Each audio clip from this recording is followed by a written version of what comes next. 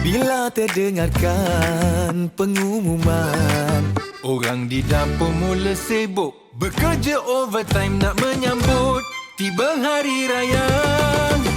Nenek, kesabaran nenek. Kita perlu contohi. Semua perlu contohi semua. Apa yang nenek buat. Mudah-mudahan ini sudah. Kumpul budak-budak siap nak bertempur, bunyi mercun bau belerang. Selamat hari raya untuk semua. Mohon maaf zahir batin dipinta. Lupakanlah sengketa yang lama. Kita jalinkan kasih semula. Moga panjang umur, murah rezeki, tahun depan jumpa lagi. Tambah cantik, tambah seri.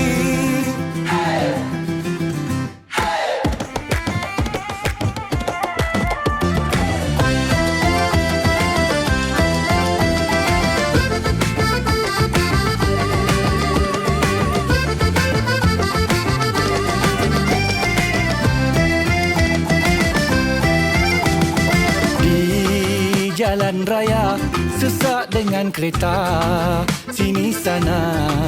Jalan kampung masuk lorong susur kebun, semuanya pakat nak mencari jalan keluar. Pagi bawa ke malam, tak henti-henti rumah dikunjung orang. Cerita zaman dulu-dulu, anak darah bujang segan silu, semua nak dikenang. Selamat hari raya untuk semua. Mohon maaf zahir batin dipinta. Lupakanlah sengketa yang lama. Kita jalinkan kasih semula. Selamat hari raya untuk semua. Mohon maaf zahir batin dipinta. Lupakanlah sengketa yang lama.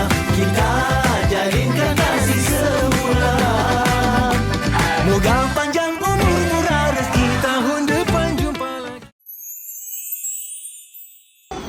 Kurang 60 awan tumbuh baik. Kami keluarga Hussein mengucapkan selamat